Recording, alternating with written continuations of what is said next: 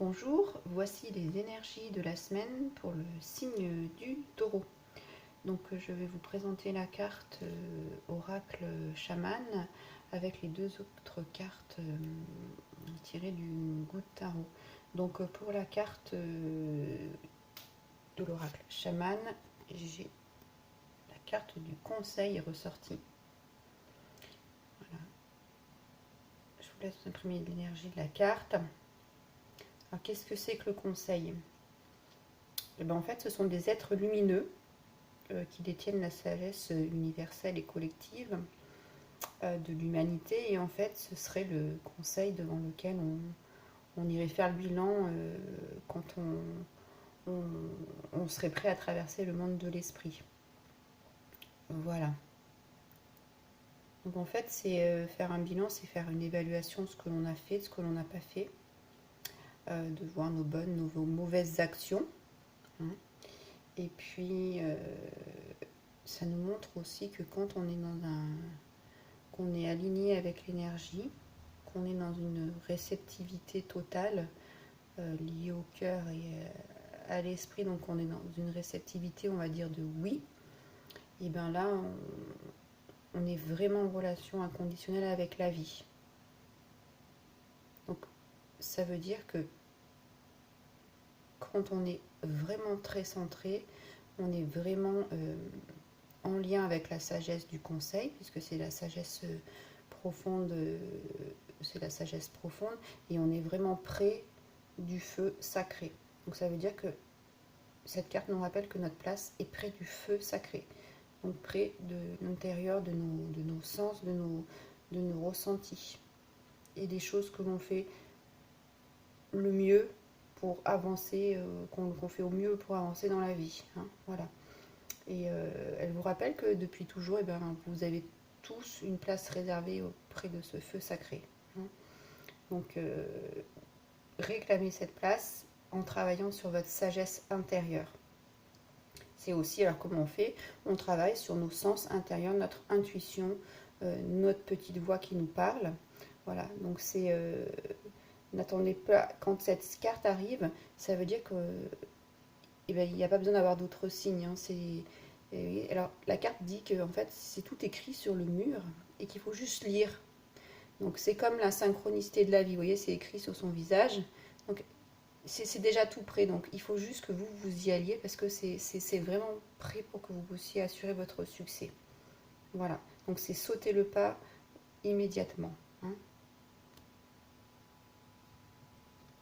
Après, on a le 9 d'épée.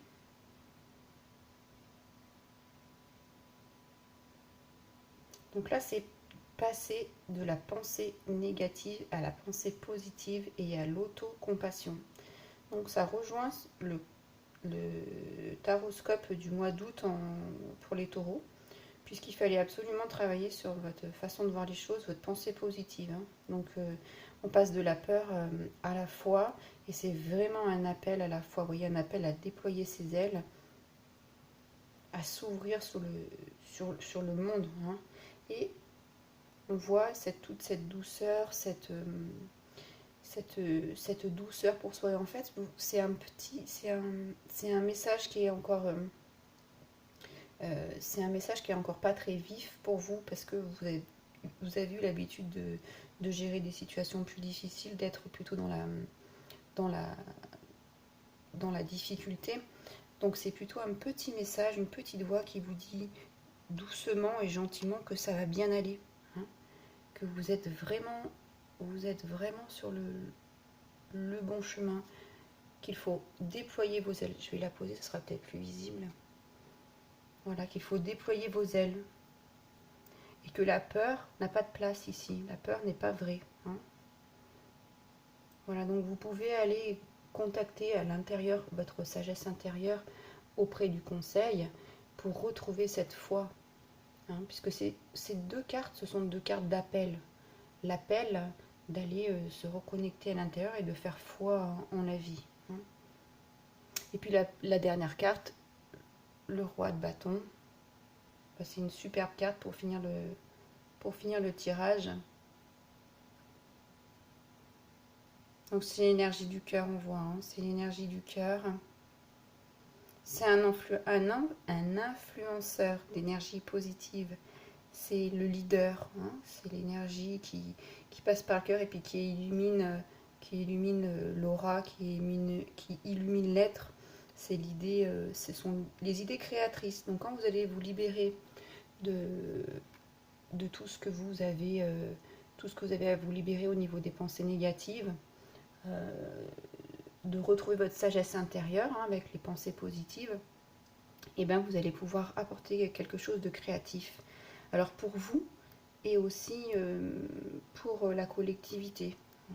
Donc cette dernière carte, le roi de bâton, nous dit que quand vous êtes aligné avec le divin, ben vous êtes puissant et vous inspirez les autres. Donc il y a vraiment une dimension collective. Donc que votre, je sais pas, votre façon d'être, ou vous êtes en relation dans votre travail avec beaucoup de personnes, cette nouvelle façon d'être va influencer positivement votre environnement. Ça, c'est évident.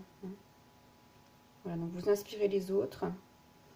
Et alors, cette carte, je la donne toujours avec une question, c'est comment je vais pouvoir être confiant sans redevenir rigide et en restant flexible.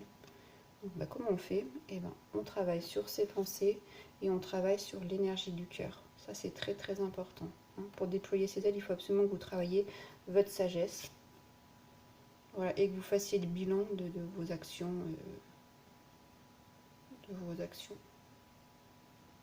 Donc ce sont des cartes de succès, hein, les deux. La première et la deuxième. Alors voici pour les énergies de la semaine. Je vous laisserai liker, commenter si cette vidéo a résonné en vous et puis la partager. Vous pouvez également vous inscrire à ma chaîne.